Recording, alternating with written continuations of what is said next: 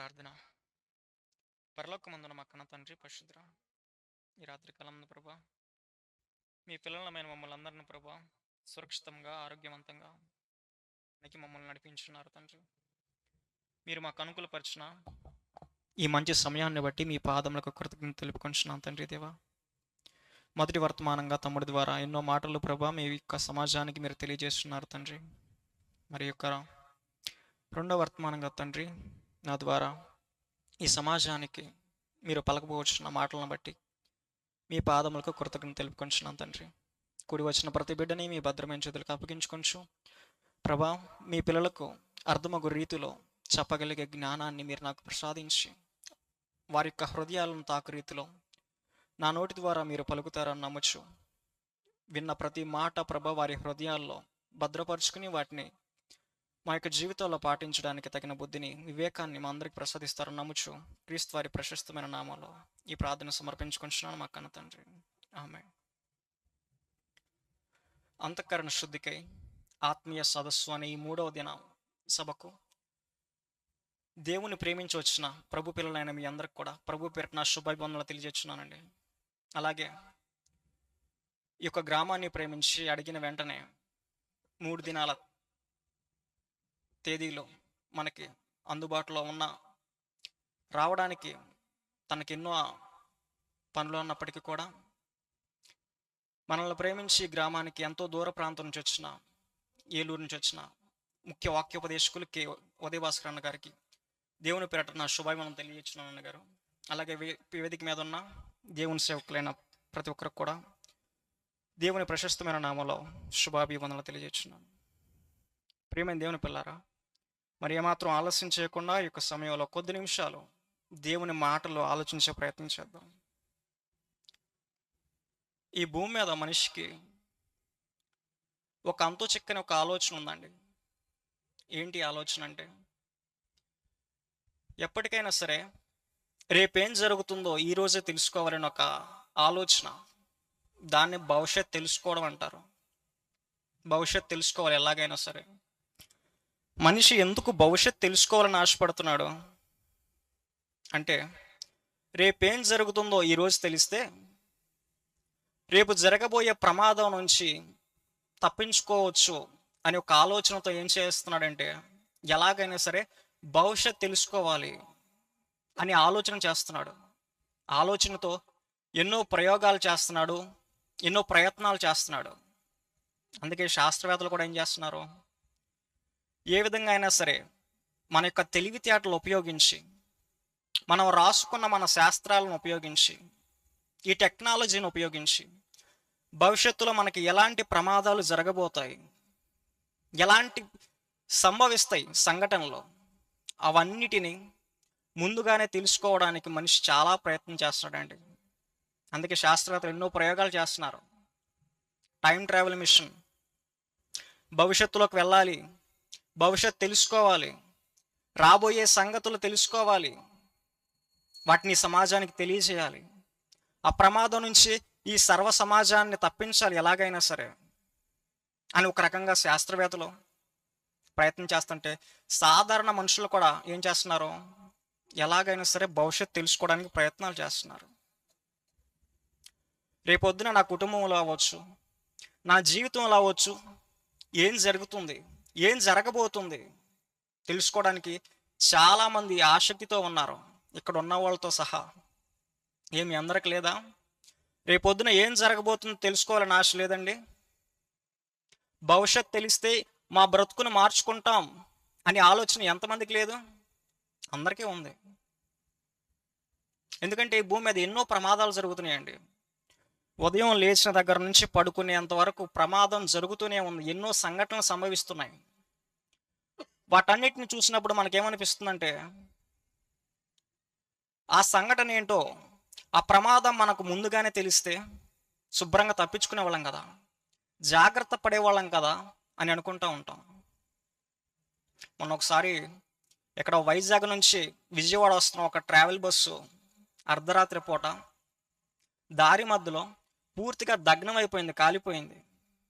అప్పుడు అనుకున్నాం చాలామంది, ఆ ప్రమాదం జరగబోతుందని ప్రయాణికుల్లో ఏ ఒక్కరికి తెలిసినా సరే ఆ బస్సు ఎక్కేవాళ్ళండి? ఎక్కేవాళ్ళ? కనీసం ఆ బస్సు ఎక్కాలని ఆలోచన కూడా చేసేవాళ్ళు కాదు.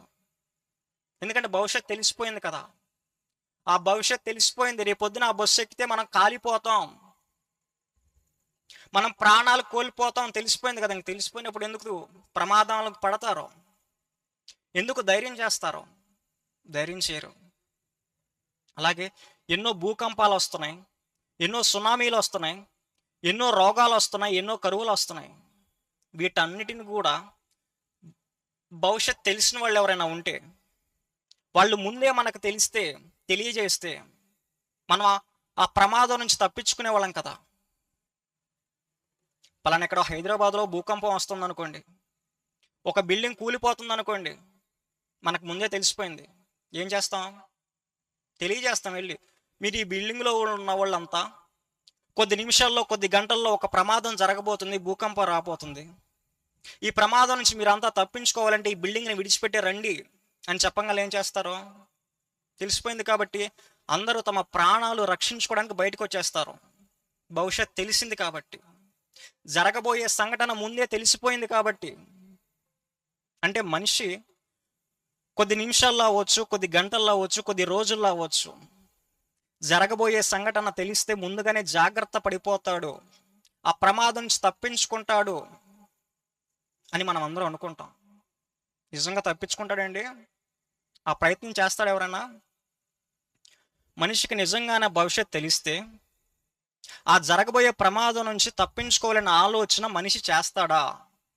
ఇదేనండి ఈరోజు అంశం. జరగబోయే భవిష్యత్తు తెలిస్తే మనిషి తన బ్రతుకును మార్చుకోగలడా? అర్థమైందండి? ఒక మనిషికి తన భవిష్యత్తు తెలిస్తే జరగబోయే ప్రమాదం నుంచి తప్పించుకునే ఆలోచన చేస్తాడా, ప్రయత్నం చేస్తాడా అన్న దాని గురించి ఆలోచిద్దామండి. అందుకే శాస్త్రవేత్తలు ముందు చెప్పుకున్నాం, ఎన్నో ప్రయత్నాలు చేస్తున్నారు. సాధారణ మనుషులు కూడా భవిష్యత్తు తెలుసుకోవడానికి ప్రయత్నాలు చేస్తారు. సింపుల్గా చెప్పనా, ఎవరన్నా సోది చెప్పేవాళ్ళు ఉంటారు. చిక్కు ఇంటికులకి మేము సోది చదువుతామండి, జరిగింది చదువుతాం, జరగబోయేది చదువుతాం అంటారు. అప్పుడు మనం ఏం చేస్తాం? 4 చిక్కెండుకలు తీసుకొచ్చి, రేపు పొద్దున నా కుటుంబంలో ఏం సంభవిస్తుంది, నా కొడుకు పెళ్ళి అవుతుందా, నా కొడుకు ఒక మంచి ఉద్యోగం వస్తుందా, లేకపోతే నా కుటుంబంలో ఎలాంటి సంఘటనలు సంభవిస్తాయి భవిష్యత్తులో, నీకు తెలిస్తే నాకు చెప్పు, ఇదిగో నా దగ్గర డబ్బు ఇస్తాను, లేకపోతే నీకు ఏది కావాలంటే అది ఇస్తానంటారు. ఎందుకు? భవిష్యత్తు తెలిస్తే ప్రమాదం నుంచి బయటపడవచ్చు.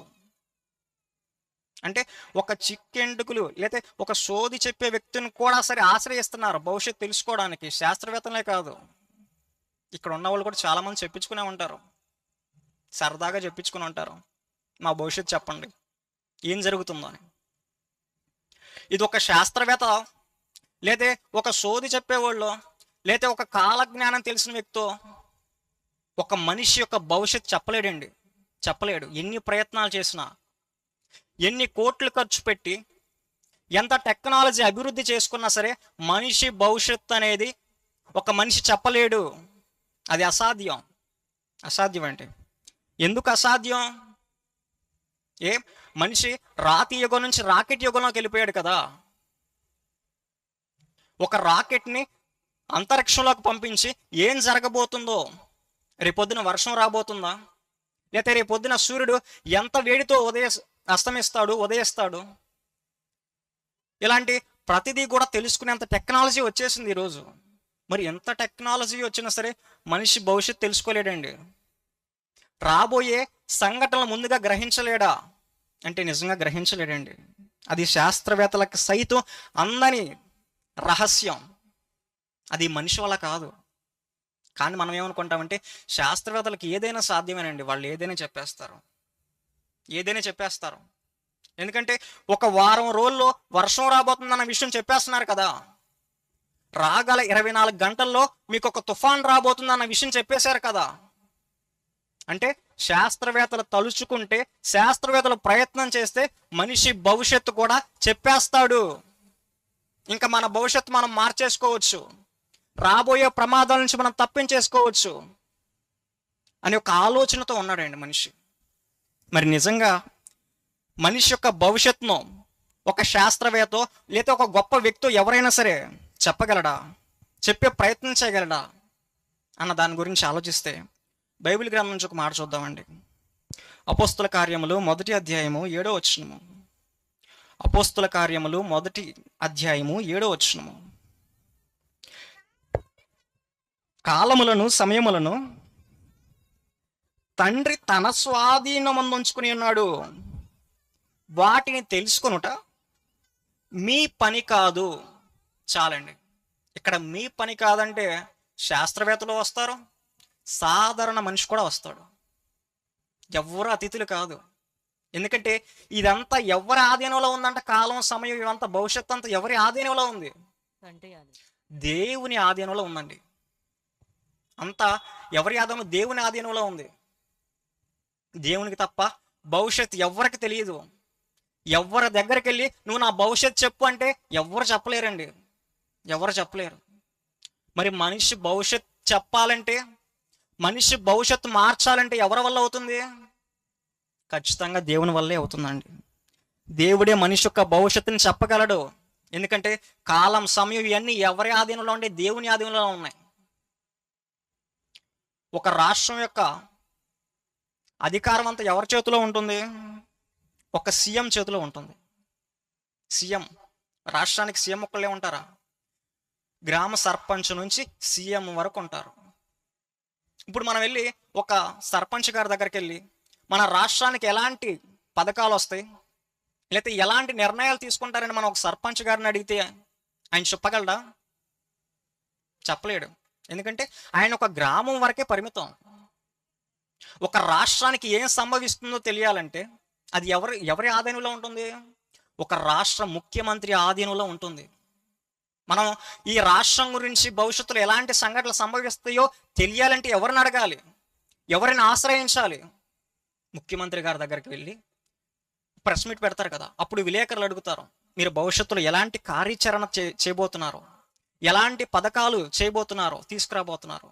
అప్పుడు చెబుతారు సీఎం గారు భవిష్యత్తు అంతా, నేను పలానా సంవత్సరంలో పలానా నెలలో ఈ పథకాన్ని ప్రవేశపెట్టబోతున్నాను అంటే ఒక అధికారం, ఒక భవిష్యత్తు అంతా ఎవరి చేతిలో ఉంది? ఒక రాష్ట్ర ముఖ్యమంత్రి చేతిలో ఉంది. మరి సర్వ మానవాళి భవిష్యత్ కాలగతులంతా ఎవరి చేతిలో ఉందనుకున్నారు?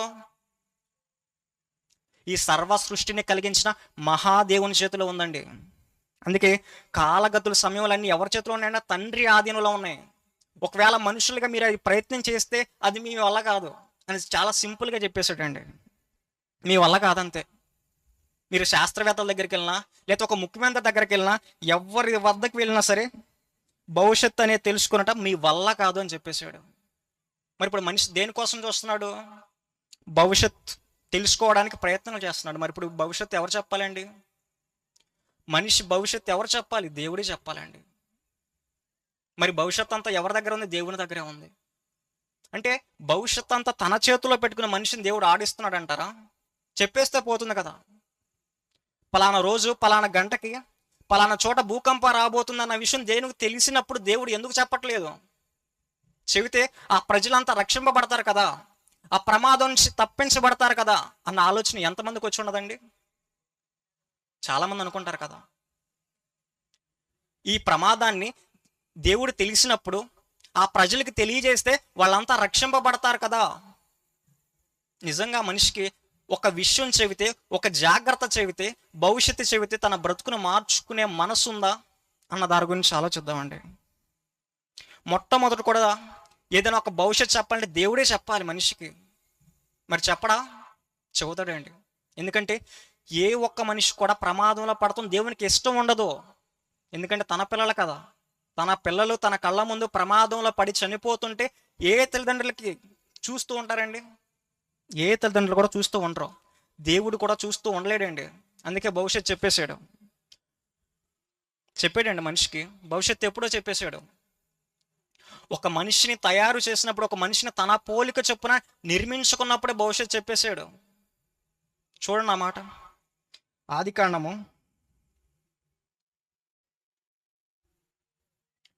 2వ అధ్యాయము 16 నుంచి 17 వచనాలు ఒకసారి మనం ఆలోచించినట్లయితే, మరియు దేవుడైన యెహోవా ఈ తోటలోనున్న ఈ తోటలోనున్న ప్రతి వృక్ష ఫలములను ప్రతి వృక్ష ఫలములను నీవు నిరభ్యంతరంగా తినవచ్చును. నీవు నిరభ్యంతరముగా తినవచ్చును. అయితే చాలండి. దేవుడు ప్రకృతిని చేసి ఏదైనా తోటను, ఆ ఏదైనా తోటలో తన పోలిక చొప్పున ఒక మనిషిని తయారు చేసుకున్నాడు. ఆయనే ఆదాము. తన పోలిక చొప్పున తనకి ఇష్టంగా చేసుకున్నాడు మనిషిని. ఆ మనిషికి భవిష్యత్తు చెప్పకుండా ఉంటాడా? ప్రమాదంలో పడిపోతాడని తెలిసినప్పుడు భవిష్యత్తు చెప్పకుండా ఉంటాడా? ఖచ్చితంగా చెబుతాడండి భవిష్యత్తు. చెప్పాడు కూడా. ఆ కింద వచ్చి మనం ఆలోచించినట్లయితే, అయితే మంచి చెడ్డల తెలివినిచ్చు వృక్ష ఫలములను అయితే మంచి చెడ్డల తెలివినిచ్చు వృక్ష ఫలములను తినకూడదు. నీవు వాటిని తిను దినమున నీవు వాటిని తిను దినమున నిశ్చయముగా చచ్చెదవని నిశ్చయముగా చచ్చేదివని నరునికి ఆజ్ఞాపించును. భవిష్యత్తు చెప్పేసాడండి. చెప్పాడా లేదా? తొలి మానవుడైన ఆదాముకి దేవుడు భవిష్యత్తు చెప్పాడా లేదా? చెప్పాడు. ఆదాము, నీ కోసం ఈ ప్రకృతి మొత్తాన్ని కలిగించాను, నీకు ఎన్నో రకాల పండ్లు ఇచ్చాను, పూలు ఇచ్చాను, ఈ ప్రకృతిని అంతా నీ కోసం చేశానయ్యా. నీ ఆకలి తీర్చడానికి ఎన్నో రకాలు ఇచ్చాను. నీకు ఆకలి ఇస్తే ఆ పండు తుంచుకుని తినేసేయి. నీకు నచ్చితే ఈ పండును తుంచుకుని తినేసేయి, నీ ఇష్టం. నీకు ఏది నచ్చితే తినేసేయి. కానీ ఈ తోట మధ్యలో ఒక వృక్షం ఉంది. ఆ వృక్షం జోలికి మాత్రం నువ్వు వెళ్ళకయ్యా. వెళ్ళొద్దు, అస్సలు వెళ్ళకద్దు, ఏమాత్రం కూడా వెళ్ళొద్దు అంతే. ఎందుకంటే ఆ పండు తినదిన ఏమైపోతారంట? చచ్చేదవు. అక్కడ నిశ్చయము అన్న పదం రాశాడండి. నిశ్చయము కంటే ఖచ్చితంగా 100% నువ్వు చచ్చిపోతావు అంతే. ఎంత క్లియర్గా చెప్పాడండి దేవుడు భవిష్యత్తు. మరి భవిష్యత్తు తిరిగిన ఆదాం ఏం చేశాడండి?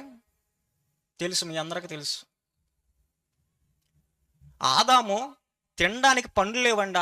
ఆ యొక్క వనంలో ఎన్నో రకాలు, సుమారుగా నేటికి 2000 రకాలు పండ్లు ఉన్నాయండి, వృక్ష ఫలాలు తినదగినవి. ఈ 2000 రకాల్లో ఒక్కొక్క రకానికి మళ్ళీ 1000 రకాలు ఉన్నాయి. ఫర్ ఎగ్జాంపుల్, మనకి కళ్ళ ముందు మనకి ఎప్పుడు మనకు కనిపించే అరటి చెట్లు ఉన్నాయండి. అరటి చెట్లు మనకు తెలిసిన ఎన్ని రకాలు ఉన్నాయండి? అరటి చెట్లు, అరటి రకాలు, కర్పూరం అని, చక్కెరకేళి అని, ఇంకేదో 2-3 రకాలు మాత్రమే మనకు తెలుసు. కానీ ఎన్ని రకాలు ఉన్నాయో తెలుసండి?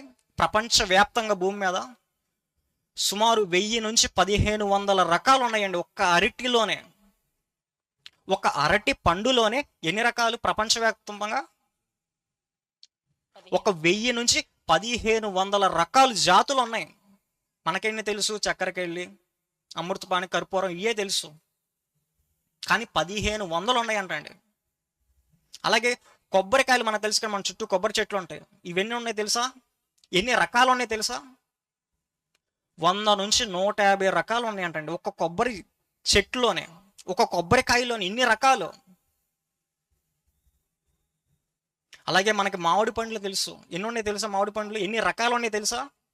సుమారు 1000 నుంచి 2000 రకాలు ఉన్నాయంటండి. ఏంటి, ఒక మామిడి పండ్లోనే మనకెన్ని తెలుసు? చిత్తూరుకాయో లేదా బంగిని పళ్ళని, రసాలని, ఇవి మాత్రమే తెలుసు మనకి. మహా అయితే 2-3 రకాలు తెలుసు. కానీ ఎన్ని ఉన్నాయంట? ప్రపంచవ్యాప్తంగా భూమి మీద 1000 నుంచి 2000 రకాలు ఉన్నాయంటండి. ఈ 2000 రకాలలో కూడా మన భారతదేశంలోనే సుమారు 1500 రకాలు పండిస్తున్నారంట. ఇది ఒక మామిడి పండులోనే. అలాగే మనకి యాపిల్ పండు తెలుసు. ఈ యాపిల్ ఎన్ని రకాలు ఉన్నాయో తెలుసండి ప్రపంచవ్యాప్తంగా భూమి మీద? రకాలు 7500 రకాలు ఉన్నాయండి సుమారుగా. ఇవన్నీ మనకు తెలిసిన పండ్లు. ఇంకా ఈ భూమి మీద ఎన్ని రకాలు ఉన్నాయని చెప్పుకున్నాం? సుమారు 2000 కంటే ఎక్కువ రకాలు ఉన్నాయి పండ్లు. సీతాఫలం అని, సపోటా అని, ఆరెంజ్ అని, ఇలా ఎన్నో రకాలు ఉన్నాయి. ఒక్కొక్క పండుకి ఒక్కొక్క జాతి రకాలు ఉన్నాయి. 100లో 1000లో ఉన్నాయి రకాలు. అంటే వీటన్నిటిని దేవుడు తినేసామన్నాడు. మనిషి తన బ్రతుకు దినములన్నీ ఒక్కొక్క పండు ఒక్కొక్క రకం తిన్న బ్రతుకు దినములు సరిపోవండి. అన్ని ఉన్నాయి, అన్ని రకాలు దేవుడు చేసాడు, ఇంకా మిగిలిపోతాయి కూడా. అంటే వీటన్నిటిని విడిచిపెట్టి వీటన్నిటిని పక్కకు నెట్టేసింది ఆదాము వెళ్ళి ఏ పండు తిన్నాడండి? నువ్వు ఈ పండు తింటే చచ్చిపోతావే, ఇది ఏమాత్రం దీని జోలికి వెళ్ళొద్దు అని చెప్పాడు దేవుడు. ఆ పండు జోలికి వెళ్ళాడండి. అంటే ఎన్ని రకాలు దాటుకుంటూ వెళ్ళిపోయాడు. మన చుట్టూ మన పెరట్లో ఒక 4 రకాలు ఉంటాయండి అనుకోండి. జామ చెట్టు, అరటి చెట్టు, మామిడి ఇలా ఒక 4 రకాలు ఉన్నాయి అనుకోండి. మన పిల్లలకి అలాగే మన ఎక్కడో ఇంటి మూలన ఒక గన్నేరు పప్పు ఉందనుకోండి, గన్నేరు పప్పు చెట్టు. మన పిల్లలకి అరే ఇవి మొత్తం తినండి రా, వీటిలో ఈ 4 రకాలు ఏదేం తినండి, కానీ వెనకున్న ఆ గన్నేరు పప్పు తినొద్దు అని చెప్పామనుకోండి, వీడు ఈ 4 కాదని వెళ్ళి ఆ యొక్క పప్పు తిన్నాడంటే ఒక అర్థం ఉంది. ఎందుకంటే మా కళ్ళ ముందు 4 రకాలే ఉన్నాయి, 4 రకాలే ఉన్నాయి, 4 చెట్లే ఉన్నాయి. కానీ ఆదాం కళ్ళ ముందు ఎన్ని ఉండే తెలుసండి? కొన్ని వేల రకాలు, కొన్ని లక్షల చెట్లు ఉన్నాయి. ఆదాం వెళ్ళి ఏం చేశాడండి? భవిష్యత్తు తెలుసా? తెలుసు. దేవుడు చెప్పాడా? చెప్పాడు. మనం ఏమనుకున్నాం మొదట? ఒక మనిషికి తన భవిష్యత్తు అనేది తెలిస్తే, జరగబోయే ప్రమాదం తెలిస్తే సరి చేసుకునే మనస్సు ఉంది అనుకుంటున్నాం. అందుకే ఎవరి మీద నెట్టేసామండి? ఈ భూమి మీద ఏ ప్రమాదం జరిగినా, ఎక్కడ ఏది జరిగినా సరే, ఏ ప్రాణం పోయినా సరే మనం ఎవరినంటాం? దేవుడి మీదకి వెళ్ళిపోతామండి. ఎందుకంటే కంటికి కనిపించడు కదా. మన పక్కన ఉన్న వాళ్ళ, మన ఎదురున్న వాళ్ళని ఏమన్నా ఉన్నాం అనుకోండి, ఊరుకుంటారా? ఊరుకోరు. అందుకే ఏం చేస్తాం? దేవుడిని అనేస్తాం. నువ్వు చూస్తూ ఉన్నావు కదా, నీకు భవిష్యత్తు తెలుసు కదా, చెబితే మనిషి మారతాడు కదా, ఆ ప్రమాదం నుంచి తప్పించుకుంటాడు కదా అని మనం అనుకుంటాం. కానీ దేవుడు ప్రతి క్షణం మనిషికి భవిష్యత్తు చెబుతూనే ఉన్నాడండి, జరగబోయే ప్రమాదాలను తెలియజేస్తూనే ఉన్నాడు. కానీ మనం అవి గ్రహించలేం. అది గ్రహించి ఏం చేస్తామంటే దేవుడి పైన వెర్రి మాటలు మాట్లాడతాం. ఎక్కడో ఒక రచయిత రాశాడండి, ఓరోరి దేవుడు మా బ్రతుకులతో, మా రాతలతో ఎందుకు ఇలా ఆడుకుంటున్నావని రాశాడండి. ఏంటి? ఓరోరి దేవుడునా? ఒరే అని మన పక్కన వాళ్ళు అనగలవండి? మన స్నేహితుడిని ఒరే అంటాం, లేదా మనం బాగా తెలిసిన వాళ్ళని కనీసం అనడానికి ఆలోచిస్తాం, ఎందుకంటే ఏమన్నా అనుకుంటాడేమోనని. కానీ ఒక రచయిత ఏం రాశాడు తెలుసా? ఓరోరి దేవుడు మనుషుల రాతలతో, మా రాతలతో ఎందుకు ఇలా ఆడుకుంటున్నామని రాశాడండి. ఎందుకంటే భవిష్యత్తు మొత్తం దేవుడి చేతిలో ఉంది కదా, నీ చేతుల్లో ఉంది కదా, నీకు తెలుసు కదా. నీకు తెలిసిన భవిష్యత్తు మాకు చెప్పితే, మాకు తెలియజేస్తే మా బ్రతుకుని మేము మార్చుకుంటాం కదా. అన్నీ తెలిసి కూడా మనుషులతో, మా రాతలతో ఎందుకు నువ్వు ఇలా ఆడుకుంటున్నావు ఒరే అనేసాడండి దేవుణ్ణి. ఈ మనిషిని ఏమనాలండి? మనిషి దేవుడంటే అర్థం చేసుకోడు, దేవుడంటే తెలియదు. కానీ ఏం జరిగినా సరే ఎవరి మీదకి వెళ్ళిపోతాడు? అప్పుడప్పుడు అంటారు ఒరే ఆడు ఎందుకురా ఒంటి కాలం మీద వెళ్ళిపోతావు అంటారు. అంటే క్షణం ఆలోచించరు. ఎందుకంటే ఎరా నా పక్కన ఎవరు లేరనే కదా, నాకెవరు లేరనే కదా ఒంటి కాలం మీద వచ్చేస్తున్నాం అంటారు. అలాగే మనిషి కూడా దేవుడి మీదకి ఒంటి కాలం మీద వెళ్ళిపోతున్నాడు అండి. ఏది జరిగినా సరే దేవుడి మీదకి వెళ్ళిపోతున్నాడు. ఏ ప్రమాదం జరిగినా, ఏది జరిగినా సరే దేవుడి ఖాతాలోకి వేసేస్తున్నాడు. ఇది నీ వల్లే జరిగింది. ఇది ఒకటే అనుకుంటున్నారా భవిష్యత్తు చెప్పింది?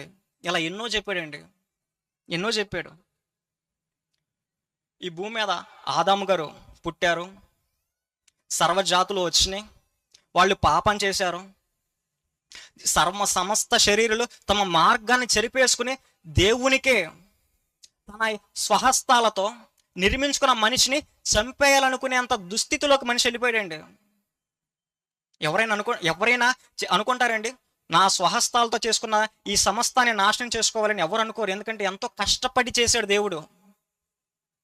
మరి అంత కష్టపడి చేసిన దేవుడు ఈ సమస్తాన్ని నేను నిర్మూలించేయాలి, నాశనం చేయాలనుకున్నాడంటే మనిషి ఎంతగా తన యొక్క మార్గాన్ని చెరిపి వేసుకున్నాడు, ఎంతగా దేవుడిని బాధ పెట్టి ఉంటాడు. అంత బాధ పెట్టినా కూడా దేవుడు భవిష్యత్తు చెప్పేశాడండి. భవిష్యత్తు చెప్పాడు.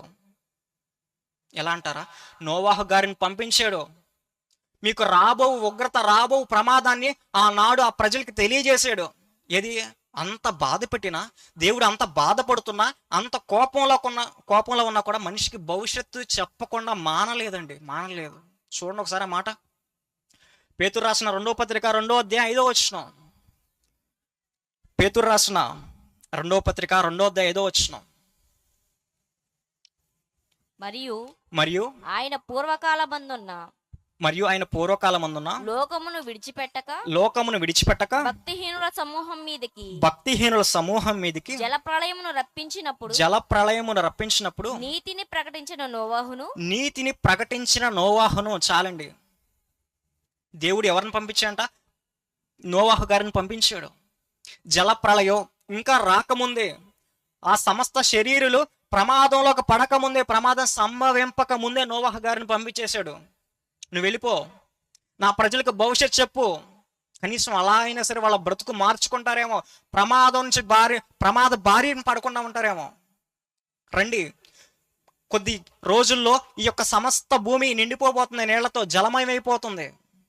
దేవుడు ఈ సమస్తాన్ని సర్వనాశనం చేయబోతున్నాడు. మీరంతా ఈ ఓడలోకి వచ్చేయండి, రండి, మీకోసం ఒక పెద్ద నిర్మాణం చేశాను, దేవుడు చేయమన్నాడు, మిమ్మల్ని అందరూ రక్షించమంటున్నాడు అని భవిష్యత్తు ఎలిగెత్తి చెప్పాడు. సమస్త శరీరాలకు రక్షించుకోవాలనుకున్నాడు దేవుడు, అందుకే భవిష్యత్తు చెప్పాడు. మరి ఎంతమంది భవిష్యత్తు ఎరిగి భవిష్యత్తును నమ్మి ఆ ప్రమాదంలో పడకుండా తప్పించుకున్నారండి? ఎంతమంది?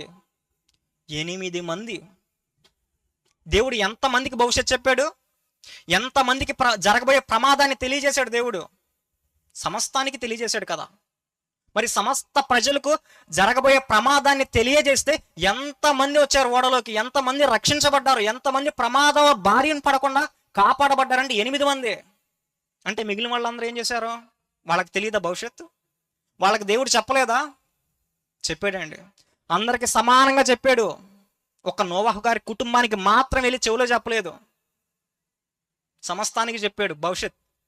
కానీ ఎంతమంది భవిష్యత్ తెలుసుకుని ప్రమాద బారిన పడకుండా రక్షించబడ్డారంటే 8 మంది మాత్రమే. 8 మంది మాత్రమే. అంటే మనిషి భవిష్యత్ చెప్పినా సరే సరిదిద్దుకోలేని పరిస్థితిలో ఉన్నాడండి. అంత మూర్ఖత్వంలో ఉన్నాడు. సరే, కొన్ని నిమిషాలు బైబిల్ గురించి పక్కన పెడదాం. దేవుడి గురించి మనిషికి సాధారణంగానే కొంత అవగాహన, ఒక భవిష్యత్తు అనేది తెలుసుద్ది. ఎలాగంటారా? మీకు సిగరెట్ పెట్టు చూస్తూ ఉంటారు కదా, రోడ్డు మీద వెళ్ళేటప్పుడు ఎక్కడొకటి కనపడుతూ ఉంటాయి. ఒకసారి ఆ అక్క ఫోటో ప్లే చేయమ్మా. దాని మీద ఒక బొమ్మ కనపడిద్దండి.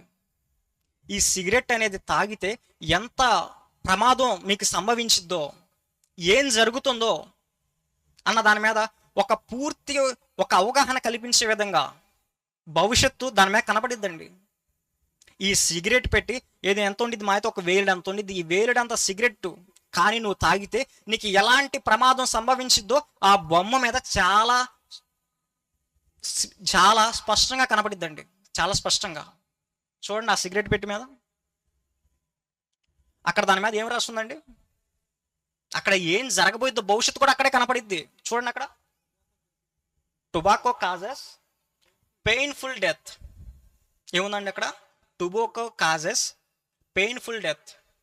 అంటే ఈ యొక్క పొగాకు, ఈ టొబాకో, ఈ యొక్క సిగరెట్ తాగితే నీకు ఎలాంటి ప్రమాదం జరిగిద్దంటే నువ్వు చనిపోతావు అని చెప్పలేదండి. అక్కడ దానికి చనిపోతావు అన్న దానికంటే ఇంకో మాట ఉంది, పెయిన్ఫుల్ డెత్. చనిపోవడం వల్ల కూడా ఎలా చనిపోతావు తెలుసా? ఒక చాలా క్లిష్టతరంగా బాధపడుతూ. ఆ బొమ్మ చూడండి ఎలా ఉందో. ఈ సిగరెట్ తాగితే ఎలాంటి ప్రమాదం రాబోతుందో ఒక సింపుల్గా ఒక ప్రజెంటేషన్ ఉంది అక్కడ. దాని మీద జరగబోయే భవిష్యత్తు కంటికి కనపడిపోతుంది. మరి ఈరోజు ఆ భవిష్యత్తు తెలిసిన వాళ్ళు ఎంతమంది సిగరెట్ తాగకుండా ఉన్నారండి? ఎంతమంది ఆ బొమ్మను చూసి కూడా తాగేవాళ్ళు ఉన్నారు? కనపడదా? సిగరెట్ పెట్టి కొన్నప్పుడు దాని మీద రాసుంది కదా. సరే, చదువుకోలేని వాళ్ళు అంటే ఒక అర్థం ఉంది, తాగేశారు. అందుకే దాని మీద ఏముంది, చదువుకోలేని వాళ్ళు ఉంటారని దాని మీద ఒక బొమ్మ కూడా ముద్రించారు. బొమ్మ, కనీసం ఆ బొమ్మ చూసారు ఎంత దాన్ని ఏమంటారు, భయంకరంగా ఉందో. ఈ సిగరెట్ తాగితే నీ యొక్క బ్రతుకు కూడా, నీ మొహం కూడా ఇలా అయిపోతుంది. ఎంత స్పష్టంగా ముద్రించిందండి ఆ బొమ్మ. భవిష్యత్తు ఎంత స్పష్టంగా తెలుస్తుంది. మరి భవిష్యత్తు తెలిసిన వాళ్ళు ఎంతమంది ఆ ప్రమాదంలో పడకుండా ఉన్నారు? ఎంతమంది క్యాన్సర్ బారి పడకుండా ఉన్నారు? ఇంకో ఫోటో చూపినాను, దాని మీద కూడా చాలా స్పష్టంగా ఉండిద్దండి. ఒక సిగరెట్ తాగి తన యొక్క ప్రమాద బారిన పడిన ఒక వ్యక్తి ఫోటోనే వేసేసారండి దాని మీద. చూడండి దాని మీద ఏముందో, బ్యారియన్, ఆ వ్యక్తి అండి. ఆ సిగరెట్లు తాగి ఎలా అయిపోయాడు అంటండి, జూమ్ చేయమది, ఎలా అయిపోయాడు? ఆ పైన తన ఒరిజినల్ ఫోటో, ఆ సిగరెట్ తాగి ఎలా అయిపోయాడు అంటే, ఆ సిగరెట్లు తాగి చూడండి ఎంత బక్క చిక్కిపోయాడు, శరీరం అంతా కృషించిపోయింది, ఒంటిలో ఓపికే లేదు. దాని మీద ఏం రాసి చదవండి, స్మోకింగ్ కాజెస్ లంగ్ క్యాన్సర్. ఈ సిగరెట్ తాగితే ఏ క్యాన్సర్ వచ్చిందంట? లంగ్ క్యాన్సర్, ఊపిరితిత్తుల క్యాన్సర్ వచ్చేసింది. అంటే భవిష్యత్తు చూడండి ఎంత స్పష్టంగా తెలుస్తుందో మనిషికి. ఏదో రోగం వస్తుందని చెప్పలేదు, భవిష్యత్తు కూడా చాలా స్పష్టంగా కనపడుతుంది. లంగ్ క్యాన్సర్, ఊపిరితిత్తుల క్యాన్సర్ వచ్చి నువ్వు పోతావురా అని చాలా స్పష్టంగా దాని మీద ముద్రించి ఉంది. మరి ఎంత స్పష్టంగా భవిష్యత్తు తెలిస్తే ఎంతమంది తాక్కుండా ఉంటున్నారండి? ఎంతమంది ఆ ప్రమాద బారిన పడకుండా ఉంటున్నారో? ఎంతమంది ఆ ప్రమాదం నుంచి తప్పించుకుంటున్నారంటే మన దగ్గర సమాధానం లేదండి, మన దగ్గర సమాధానం లేదు.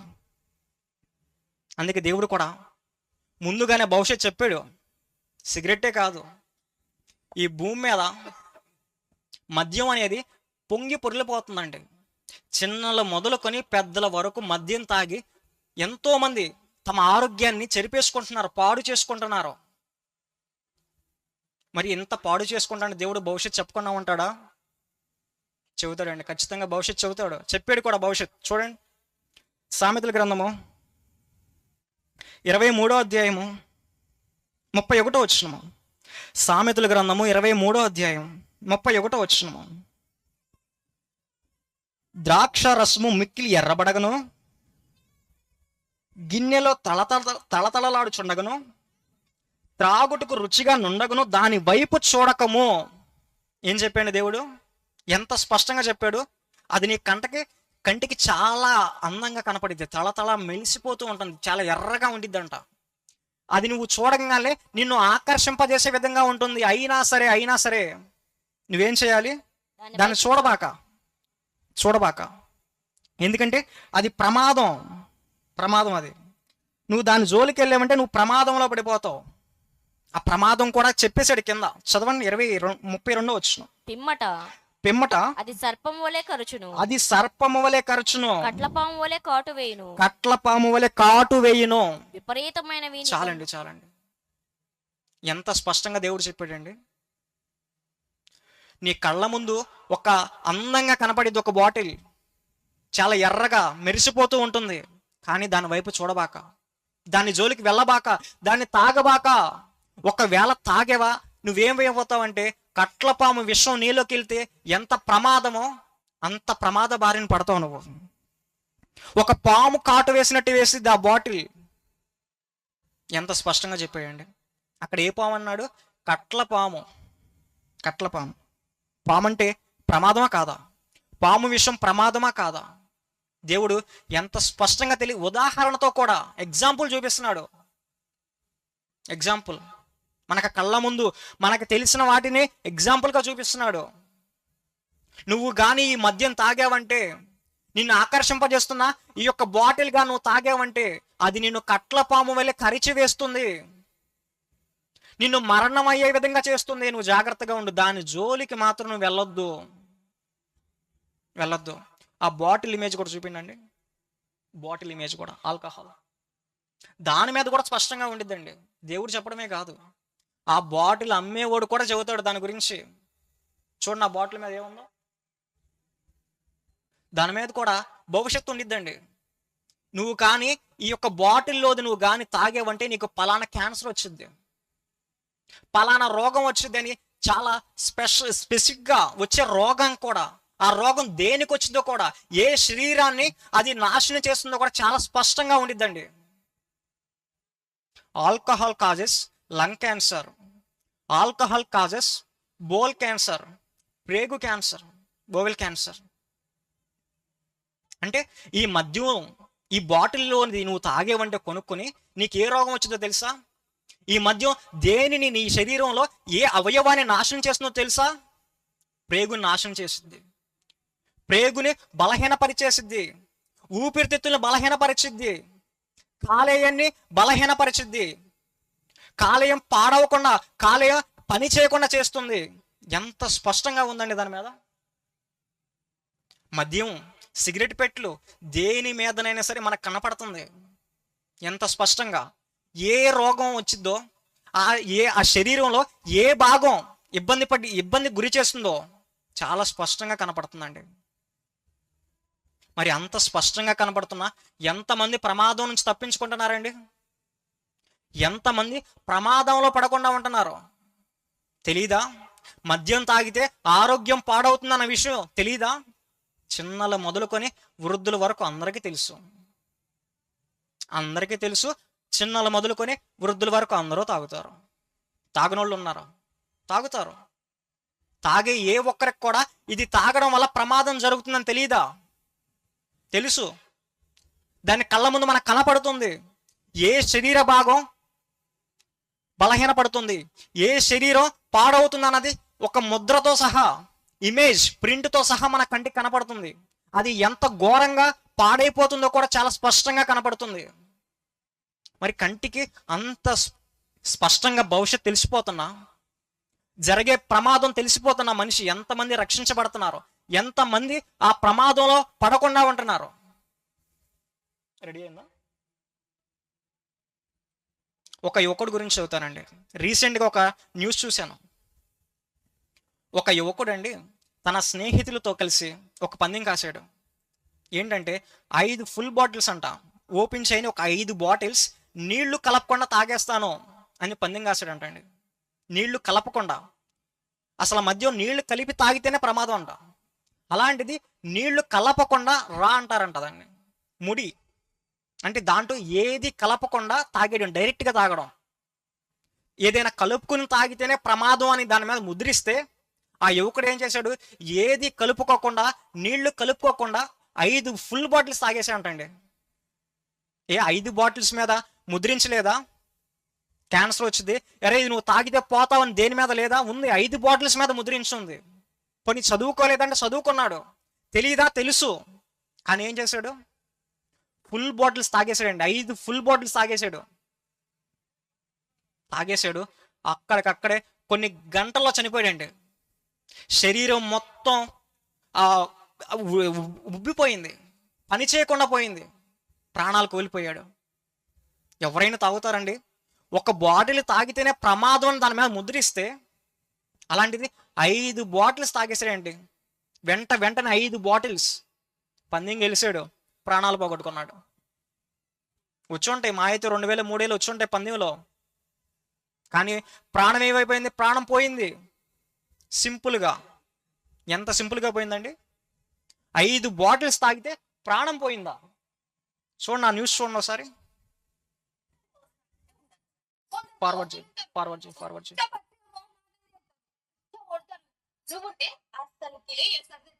ఎంతో నడవల 21 ఏళ్ళట అని ఒక ఛాలెంజ్ చేసిండు.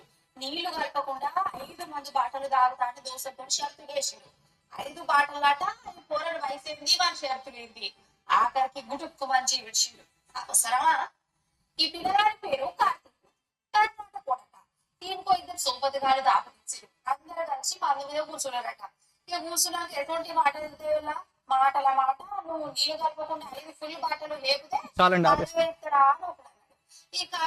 చూసారండి, ఒక పందెం కోసం ప్రమాదం జరిగిద్దని భవిష్యత్తు తెలిసిన ఏం చేసేసాడు? వీడిని ఏమనాలి? అమాయకుడు అనాలా? భవిష్యత్తు తెలియక ఏం జరగబోతుందో ఒక తెలియక అమాయకంగా ప్రమాదాన్ని కొని తెచ్చుకున్నాడా? లేదు, తెలుసు, భవిష్యత్తు తెలిసిపోయింది. అయినా సరే ప్రమాదంలో పడ్డాడు. ఇలా దేవుడు ఎన్నో విధాలుగా, ఎన్నో సందర్భాల్లో భవిష్యత్తును మనిషికి తెలియజేస్తూనే ఉన్నాడు. ఏ ఒక్క మనిషి కూడా ప్రమాదంలో పడకుండా ఉండాలని, ప్రతి మనిషిని రక్షించాలనుకున్నాడు దేవుడు. అందుకే ప్రవక్తల ద్వారా, న్యాయాధిపతుల ద్వారా, తన సేవకుల ద్వారా భవిష్యత్తు తెలియజేస్తూనే ఉన్నాడు. ప్రమాదం జరిగిన ప్రతిసారి తెలియజేస్తూనే ఉన్నాడు. నినివే పట్టణం గురించి మీ అందరికీ తెలుసు. నినివే పట్టణం అత్యంత క్రూరంగా ప్రవర్తిస్తూ ఉంది, దేవునికి విరుద్ధంగా ప్రవర్తిస్తుంది, బ్రతుకుతుంది. పాపమే తన యొక్క జీవితంగా మారిపోయింది. పట్టణ ప్రజలందరికీ దేవుడు భవిష్యత్తు చెప్పాడా లేదా? తెలియజేశాడా లేదా? తెలియజేశాడు. యోనా తప్పించుకుని పారిపోదాం అనుకున్నా సరే వెళ్ళి తీసుకొచ్చాడు, వెనక్కి వెళ్ళి తీసుకొచ్చాడు. నువ్వు వెళ్ళు, నా ప్రజలకు ప్రమాదం నుంచి తప్పించు, వాళ్ళకి భవిష్యత్తు చెప్పు, నువ్వు వెళ్ళి నేను వాళ్ళ దేశాన్ని వాళ్ళ పట్టణాన్ని నాశనం చేయబోతున్నాను, సర్వనాశనం చేస్తాను, నువ్వు వెళ్ళి వాళ్ళకి తెలియజేశారు. దేవుడు ఏ ప్రమాదాన్ని కూడా మనిషికి తెలియజేయకుండా చేయడండి, తెలియజేస్తాడు. కానీ దానిని గ్రహించే మనసు మనిషికి లేదంతే. కానీ ఆనాడు తప్పించుకున్నారండి నినివే పట్టణ ప్రజలు. 1,20,000 కంటే ఎక్కువ మంది ప్రజలను దేవుడు రక్షించుకున్నాడు భవిష్యత్తు చెప్పి. ఒకనాడు 8 మందే రక్షించబడ్డారు భవిష్యత్తు చెబితే. కానీ ఆ సమయంలో మాత్రం 1,20,000 కంటే ఎక్కువ మంది ఉన్నారు ఆ పట్టణంలో, రక్షించబడ్డారు. ఎందుకు? భవిష్యత్తు తెలుసుకున్నారో, బ్రతుకు మార్చుకున్నారో, దేవుని యొద్ద ప్రాధేయపడ్డారో. ఓకే, మా తప్పులు మా పాపాన్ని ఒప్పుకుంటున్నాం, ఈ బ్రతుకు మరలా ఇలాంటి బ్రతుకు మేము బ్రతుకు అనేసారో, తమ బ్రతుకును మార్చుకున్నారో, రక్షించబడ్డారు. అంటే దేవుడు ప్రతి ప్రమాదం నుంచి మనిషిని రక్షించడానికి ప్రయత్నం చేస్తున్నాడు. ఆ యొక్క ప్రమాద హెచ్చరికలు తెలియజేస్తున్నాడు మనిషికి. అలాగే యేసుక్రీస్తు వారిని కూడా ఈ భూమి మీదకి పంపించాడండి. ఎందుకు? రాబో ఉగ్రత నుంచి తప్పించడానికి, మనిషిని ఈ యొక్క పాతాళం నుంచి తప్పించడానికి. భవిష్యత్ నువ్వు వెళ్ళు నా ప్రియ కుమారుడా, వెళ్ళి సర్వ మానవాళికి భవిష్యత్ చెప్పు. నువ్వు ఇక్కడ ఒక లోకం ఉంది, ఆ లోకం నీ కొరకు ఎదురు చూస్తుంది, నువ్వు రావాలి అన్న భవిష్యత్తు నువ్వు చెప్పించేయండి దేవుడు. చూడండి,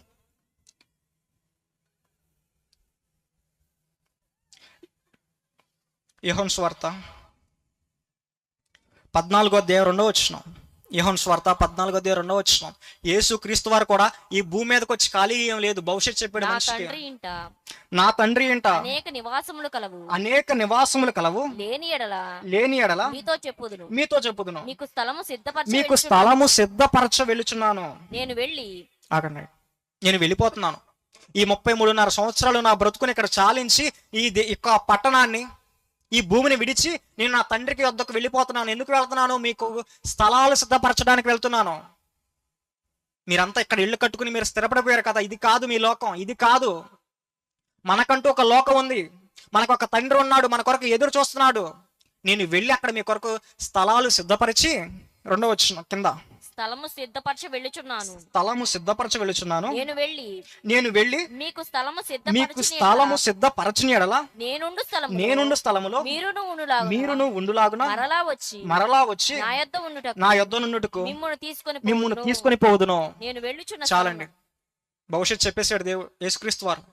నేను ఇక్కడ నుంచి వెళతాను, వెళ్ళి మరలా వస్తాను, మిమ్మల్ని ఇక్కడ నుంచి మరలా నా యొద్దకు తీసేసుకుంటాను. నేను ఎక్కడ ఉన్నానో అక్కడికి మిమ్మల్ని అందరు నేను చేర్చుకుంటాను, అందుకోసం వెళ్తున్నాను చెప్పాడా యేసుక్రీస్తు వారు భవిష్యత్.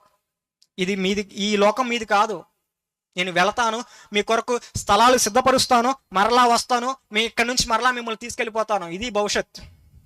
మీరు ఎప్పుడు వస్తారండి? చెప్పాడు, నేను వెళ్తాను వస్తాను అన్నాడు. ఎప్పుడు వస్తాడు? అదే ప్రశ్న శిష్యులు అడిగారు. నువ్వు వెళ్తానంటున్నావు, మా కొరకు స్థలాలు సిద్ధపరుస్తానంటున్నావు, మమ్మల్ని వచ్చి తీసుకెళ్తానంటున్నావు, ఎప్పుడు అది చెప్పు, భవిష్యత్ చెప్పు. అప్పుడు యేసుక్రీస్తు వారు ఏం చెప్పాడు? మత్తయి సువార్త 24:6 3 చదువుదామండి. శిష్యులు వచ్చి ఏమని అడిగారో చూద్దాం. మత్తయి సువార్త 24:3 ఆయన ఒలీవల కొండ మీద కూర్చుని ఉన్నప్పుడు శిష్యులు ఆయన యొద్దకు ఏకాంతంగా వచ్చి ఇవి ఎప్పుడు జరుగును, నీ రాకడకును ఈ యుగ సమాప్తికి సూచనలేవి మాతో చెప్పమనగా. చాలండి. శిష్యులు వచ్చి మాకు భవిష్యత్తు చెప్పు, నువ్వు ఎప్పుడో వస్తానంటున్నావు, నువ్వు ఎప్పుడు వస్తావు, నువ్వు వచ్చినప్పుడు, నువ్వు వచ్చేటప్పుడు నీ రాకక ముందు ఎలాంటి సంఘటనలు సంభవిస్తాయి, ఎలాంటి పరిస్థితులు నెలకొంటాయి ఈ భూమి మీద, నువ్వు చెప్పయ్యా. నేను సిద్ధపడాలి కదా, మేము ప్రమాదం నుంచి తప్పించుకోవాలి కదా, మా బ్రతుకులు మార్చుకోవాలి కదా అని అడిగినప్పుడు యేసుక్రీస్తు ఏం చెప్పారు? కింద 6వ వచనం, మరియు మీరు యుద్ధముల గురించి యుద్ధ సమాచారం గురించి వినబోదురు.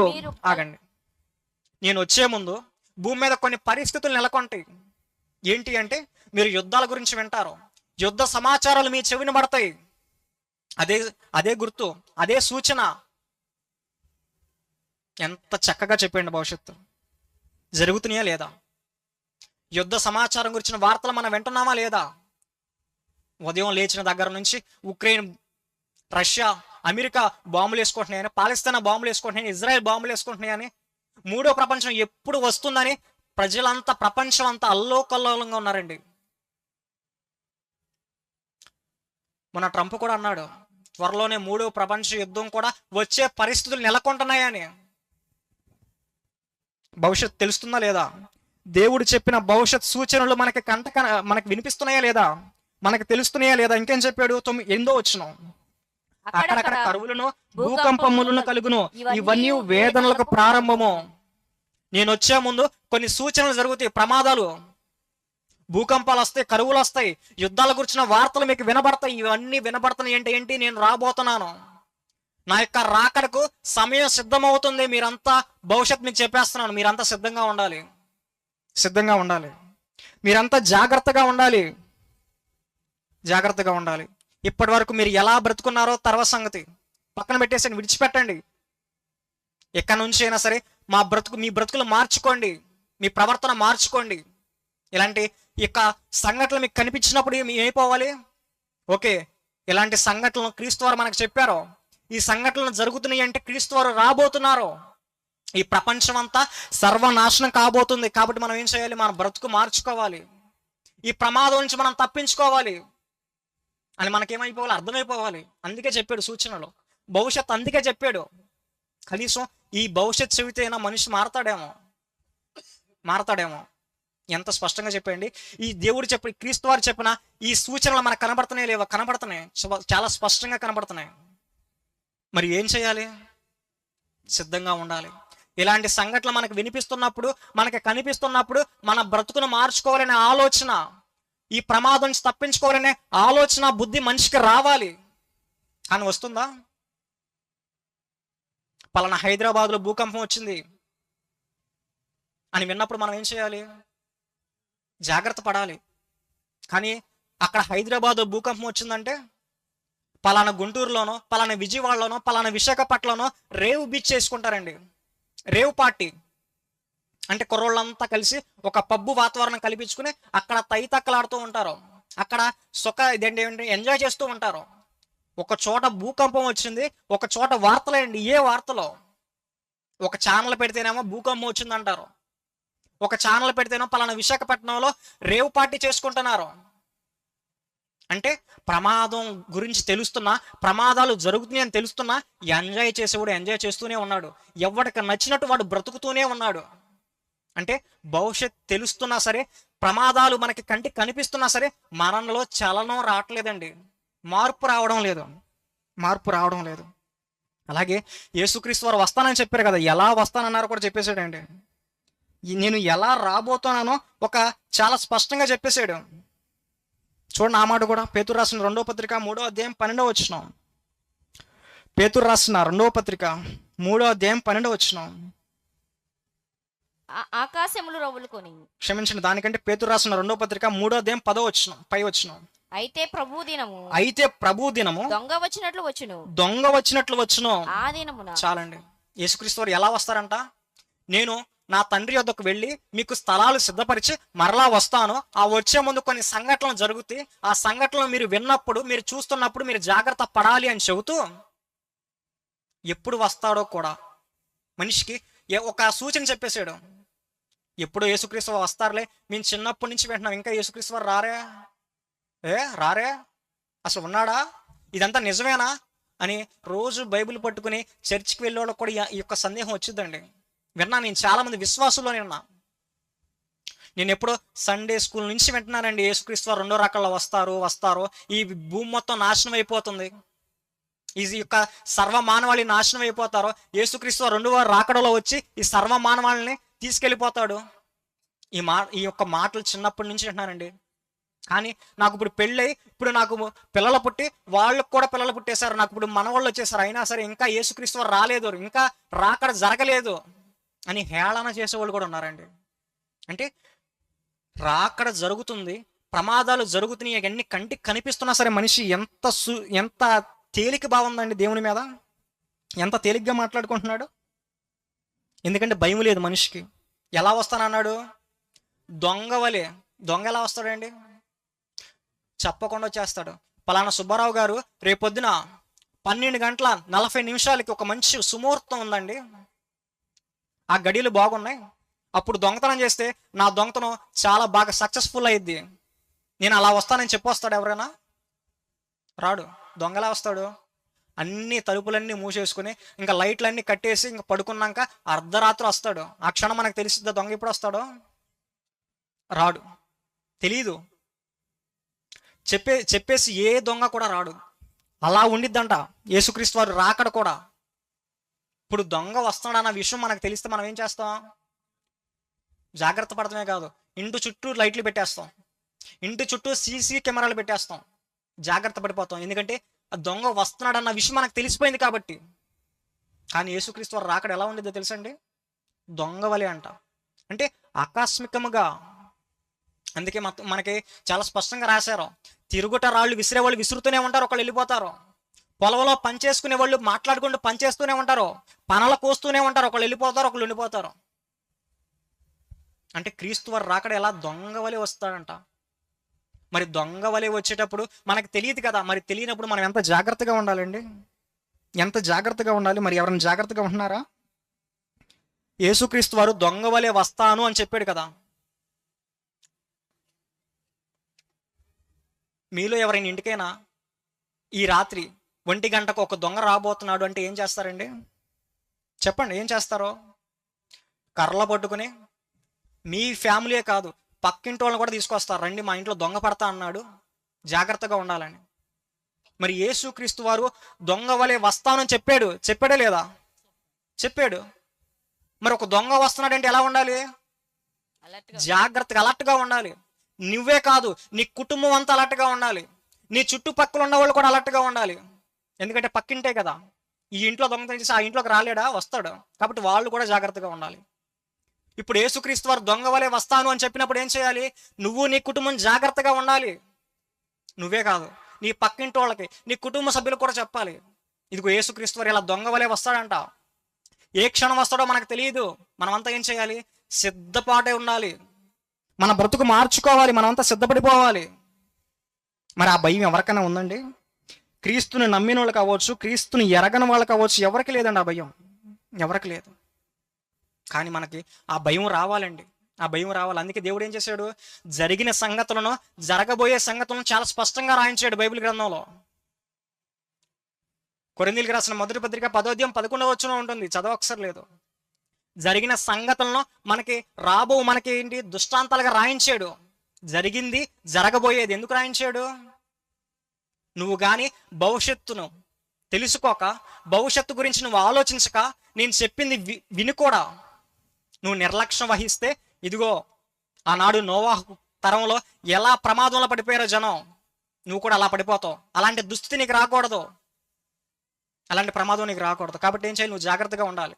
అలాగే రాబోయే సంగతులను కూడా చెప్పేశాడు. ఇదిగో క్రీస్తు వారు 2వ రాకడలో వస్తాడు, మీరంతా సిద్ధంగా ఉండాలి. అది కూడా భవిష్యత్తు చెప్పేశాడు. అంటే దేవుడు మనిషిని ఎంత ప్రేమిస్తున్నాడు అండి. మనిషికి జరిగింది చెప్పాడు, జరగబోయేది కూడా చెప్పేశాడు. మరి ఇన్ని తెలుసుకున్న మనిషి ఏం చేయాలి? జాగ్రత్తగా ఉండాలి. మరి మనిషి ఉంటున్నాడా? ఉండలేదు. దేవుడు అందుకేనండి వినిపిస్తున్నాడు, హెచ్చరికలు వినిపిస్తున్నాడు, భవిష్యత్తు తెలియజేస్తున్నాడు. కానీ మనం ఎవరి దగ్గరికి వెళ్తాం? శాస్త్రవేత్తల దగ్గరకో, చిలక జ్యోతిష్యం చెప్పే వాళ్ళ దగ్గరకో వెళ్తారు. వాళ్ళు ఏం చదువుతారండి? పొట్టగుడి కోసం ఏదో చదువుతారు. గూట్లో ఉన్న ఆ యొక్క చిలక వచ్చి ఒక పండు తిని ఏదో 4 ఒక కార్డు తీయగానే ఆ కార్డు చూసి ఏదో చెప్పేస్తాడు. అది కాదు నీ భవిష్యత్తు. ఇది నీ భవిష్యత్తు. ఇది నీకు రాబోయే ప్రమాదం నుంచి తప్పించేది ఇది. దీన్ని చదవాలి, దీన్ని తెలుసుకోవాలి. కానీ మనం ఏం చేస్తాం? చిలకను నమ్ముతాం, శాస్త్రవేత్తను నమ్ముతాం, దేవుణ్ణి మాత్రం నమ్మం. ఒక చిలక మీద ఉన్నంత విశ్వాసం దేవుడి మీద లేదా? చిలక చెప్పింది నమ్మినప్పుడు దేవుడు చెప్పిన భవిష్యత్తు నమ్మడానికి ఏంటి నీకు వచ్చిన బాధ? నమ్మాలండి. దేవుడు చెప్పిన భవిష్యత్తు నమ్మాలి. నమ్మి మనం అంతా ఏం చేయాలి? జాగ్రత్త పడాలి. జాగ్రత్త పడి ఏం చేయాలి? చూడండి, పేతురు రాసిన 2వ పత్రిక 3వ అధ్యాయం 12వ వచనం. పేతురు రాసిన 2వ పత్రిక 3వ అధ్యాయం ఆకాశంలో రవులుకొని 12వ వచనం. దేవుని దినపు రాకడ కొరకు కనిపెట్టుచు దానిని ఆశతో అపేక్షించుచు మీరు పరిశుద్ధమైన ప్రవర్తనతోనూ భక్తితోనూ ఎంతో జాగ్రత్త గలవారై ఉండవలెను. ఎలా ఉండాలంట? దేవుని దినపు రాకడకు మీరంతా కనిపెట్టుచు, యేసుక్రీస్తు వారు వస్తానన్నారు కదా, ఎప్పుడు వస్తాడో, ఎలా వస్తారో, ఆ టైంలో నేను పరిశుద్ధంగా ఉంటానో లేదో, నా బ్రతుకు బాగుంటుందో లేదో, నేను సిద్ధపడి ఉంటానో లేదో అని ఏం చేయాలంటే ఆలోచించుకోవాలి. ఆలోచించుకుని అలా అపేక్షించు ఎప్పుడు వస్తా ఎదురు చూడాలంట. అప్పుడప్పుడు పిల్లలు తల్లిదండ్రులు ఊరిలో వచ్చేటప్పుడు ఎదురు చూస్తూ ఉంటారు, మా అమ్మ ఎప్పుడు వచ్చిద్దో ఎప్పుడు వచ్చిద్దో అని కళ్ళు కాయలు కాచేటట్టు ఎదురు చూస్తారండి, ఎప్పుడు వచ్చిద్దో ఏం తెస్తుందో అని. మనం కూడా ఎలా ఎదురు చూడాలంట? ఆశతో అపేక్షించు, ఆశతో చూడాలి. యేసుక్రీస్తు వారు వస్తానన్నారు, మనల్ని తీసుకెళ్తానన్నాడు, మనమంతా మన బ్రతుకును మార్చుకుని ఉండాలి. ఆ కింద రాయించాడు చూడండి, మనం ఏం చేయాలి? యేసుక్రీస్తు వారు వస్తారన్న విషయం మనకు తెలిసిపోయింది. ఏం చేయాలి? మీరు పరిశుద్ధమైన ప్రవర్తనతోనూ భక్తితోనూ ఎంతో జాగ్రత్త గలవారై ఉండాలి. ఎలా ఉండాలంట? పరిశుద్ధమైన ప్రవర్తన, భక్తి, ఇవన్నీ నువ్వు కనపరచాలి. ఏది?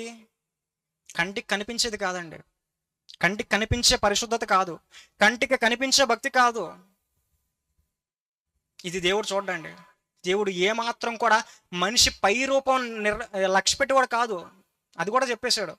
నువ్వేదో తెల్ల బట్టలు కట్టుకున్నంత మాత్రాన, బైబిల్ పట్టుకుని నడుచుకుంటూ వెళ్ళిపోయినంత మాత్రాన, ఒక 40 రోజులు ఉపవాసం ఉన్నంత మాత్రాన నేను నీ పై రూపాన్ని మాత్రం చూడను. అది కూడా చెప్పాడు. భవిష్యత్తు ఒకవేళ తెలియక నేను నీలో దేనిని పరిశీలిస్తానో తెలియక నువ్వు ఒకవేళ నీకు నచ్చినట్టు బ్రతుకుతావేమో, నీకు నచ్చినట్టు భక్తి చేస్తావేమో. అలా కాదు. నువ్వు ఎలా భక్తి చేయాలో, ఎలా బ్రతకాలో కూడా నేనే చెబుతాను. నువ్వు పరిశుద్ధమైన ప్రవర్తనతో భక్తి చేయాలి. ఆ భక్తి ఎలా ఉండాలంట? పరిశుద్ధమైన భక్తి, కంటికి కనిపించేది కాదు. అందుకే టైటిల్ ఏం పెట్టా? అంతఃకరణ శుద్ధి. ఈ శుద్ధి ఎక్కడ ఉండాలి? అంతఃకరణం లోపల ఉండాలి, బయటికి కాదు. తెల్లని వస్త్రాలు ధరించాల్సింది ఒంటిపై కాదు, హృదయానికి. హృదయం, అంతఃకరణ శుద్ధి. ఇది బాగుంటే, హృదయం అనేది బాగుంటే, ఇది ఇక్కడ పరిశుద్ధత ఉంటే, ఇక్కడ భక్తి ఉంటే, అప్పుడు నువ్వు క్రీస్తు రెండో రాకడకు, ఆయన యుద్ధకు వెళ్ళడానికి, ఆయన సిద్ధపరిచిన స్థలానికి నువ్వు అర్హుడువు. ఈ కొత్త ఫ్లాట్లకి అందరికీ అర్హులు ఉన్నారా? ఉన్నారు. ఏంటి అర్హత? ఏ స్థలం వారి పేరు మీద లేకుండా ఉంటే వాళ్ళ అర్హులు. వాళ్ళకి స్థలం కేటాయించారు. మరి దేవుని రాజ్యంలో కూడా నీకు స్థలం కేటాయించబడాలంటే ఏంటి అర్హత? అంతఃకరణ శుద్ధి, అది ఉండాలి. అదే నీ అర్హత. దానిని చూసే నీకు ఇస్తాడు స్థలం. జగనన్నలాగా, లేతే ఏదో ప్రభుత్వం లాగా, పాపం చాలా భేదోడు, ఇతని పేరు మీద ఏ పొలాలు లేవు, ఏ ఆస్తులు లేవు, ఏ స్థలాలు లేవు, కాబట్టి ఇతనికి 1 సెంటున్నర ఇచ్చేయండి అండో దేవుడు. లేకపోతే ఈయన రోజు 40 దినాలు, ప్రతి సంవత్సరం 40 దినాలు ఉపవాసం ఉన్నాడు, ప్రతి ఆదివారం క్రమం తప్పకుండా తెల్ల బట్టలు ధరించి మరి చర్చికి వచ్చాడు, కాబట్టి ఇతనికి ఒక పెద్ద అంతస్తు ఇవ్వండి పరలోకంలో అండో దేవుడు. ఫస్ట్ ఇతని అంతఃకరణ శుద్ధి, హృదయం ఎలా ఉంది అది చూస్తాడండి. దానిని బేరీజు వేసుకుని దాని మీద ఇస్తాడండి పరలోకం నీకు స్థలం. అప్పుడు మనమంతా అర్హత సాధించాలంటే ఏం చేయాలి? హృదయం అనేది పవిత్రంగా ఉండాలి. ఎందుకంటే ఈ భూమి మీద, ఈ విశ్వంలో హృదయాన్ని పరిశీలించే దేవుడు ఒక్కడేనండి. నేను హృదయాలను పరిశీలించే దేవుడు అని చెప్పుకున్నాడు. దేహాన్ని కాదు, పై రూపాన్ని కాదు, హృదయాన్ని పరిశీలిస్తాను. నేను అన్నయ్య గారు చెప్పారు, దేవుడు ఎప్పుడు వస్తాడంట? అర్ధరాత్రి పూట వచ్చి మన హృదయాన్ని పరీక్షిస్తాడు. అప్పుడు చూస్తాడు ఇతను అంతఃకరణం ఎలా ఉంది, అంతఃకరణ శుద్ధితో ఉన్నాడా, లేదా పై రూపం వరకే భక్తి ఉందా, పై రూపం వరకే భక్తి కనిపిస్తున్నాడా, అది చూస్తాడండి. అది చూసి మనకి ఎక్కడిస్తాడు స్థలం? పరలోకంలో, దేవుని రాజ్యంలో తాను సిద్ధపరిచిన స్థలాన్ని మనకిస్తాడు. ఎప్పుడు? భవిష్యత్ తెలుసుకుని జాగ్రత్త పడ్డప్పుడు. మరి మనిషికి దేవుడు ఎంత చక్కగా భవిష్యత్తు చెప్పేశాడండి. జరిగింది చెప్పాడు, జరగబోయేది చెప్పాడు, నేను వస్తానన్నాడు, మరలా మిమ్మల్ని అందరిని తీసుకెళ్ళిపోతానన్నాడు. మరి భవిష్యత్తు తెలిసి మనం అంతా ఏం చేయాలి? జాగ్రత్త పడాలి. ఒక నినివే పట్టణ ప్రజలు ఎలా తమను తాము రక్షించుకున్నారో మనం కూడా అలా రక్షించుకోవాలండి. మనము, మన గ్రామం, మన చుట్టుపక్కల గ్రామాలకు కూడా అలాంటి ప్రమాదం నుంచి తప్పించాలి. ఇదేనండి ఈ యొక్క సభలు నిర్వహించడానికి ముఖ్య ఉద్దేశం. మీ హృదయాన్ని బాగు చేయాలి, హృదయాల్లో ఉన్న పాపాన్ని తీసివేయాలి. అందుకే అంతఃకరణ శుద్ధికై ఆత్మీయ సదస్సు. ఈ సదస్సుకు ముఖ్య కారణం ఇదేనండి. కాబట్టి ప్రియమైన దేవుని పిల్లారా, కళ్ళు మూసుకోండి. మనకి భవిష్యత్ దేవుడు చక్కగా తెలియజేశాడు. మనం అంతా బ్రతుకుని మార్చుకోవాలి, రాబోయే ప్రమాదం నుంచి తప్పించుకోవాలి. చిన్న ప్రార్థన చేసుకుని మనకు ముఖ్య వాక్యోపదేశకులుగా కే ఉదయభాస్కర్ గారు ఉన్నారు, అన్నగారు. నిన్న చాలా గొప్ప సంగతులు చెప్పారు. అంతకంటే గొప్ప సంగతులు చెప్పడానికి మన సిద్ధంగా ఉన్నారు. మరి ఆయనకి సమయం ఇద్దాం. చిన్న ప్రార్థన చేసుకుని ఇక సమయాన్ని ముగించుకుందాం. పరలోకమందున్న మా కన్న తండ్రి పరిశుద్ధ, ఈ రాత్రికాలం ఉందా ప్రభా, మీ ప్రజలకు కొన్ని మాటలు మా ద్వారా వినిపించున్నారు తండ్రి. మీరు మాకు తెలియజేసిన భవిష్యత్తు విని మా బ్రతుకులు మార్చుకుని క్రీస్తు రెండవ రాకడకు మేమంతా సిద్ధపడి అంతఃకరణ శుద్ధితో మీ రాజ్యాన్ని స్వతంత్రించుకునే బుద్ధిని, వివేకాన్ని మా అందరికీ మీరు అనుగ్రహిస్తారని నమ్ముచు క్రీస్తు వారి ప్రశస్తమైన నామములో ఈ ప్రార్థన మీ పాదముల చెంత నేను సమర్పించుకుంటున్నాను మా కన్న తండ్రి. ఆమేన్. ఎంతో చలిలో కూడా ఆసక్తితో విన్న మీ అందరికి కూడా దేవుని పేరట నా శుభాభివందనాలు, కృతజ్ఞతలు తెలియజేస్తున్నాను. Thank you.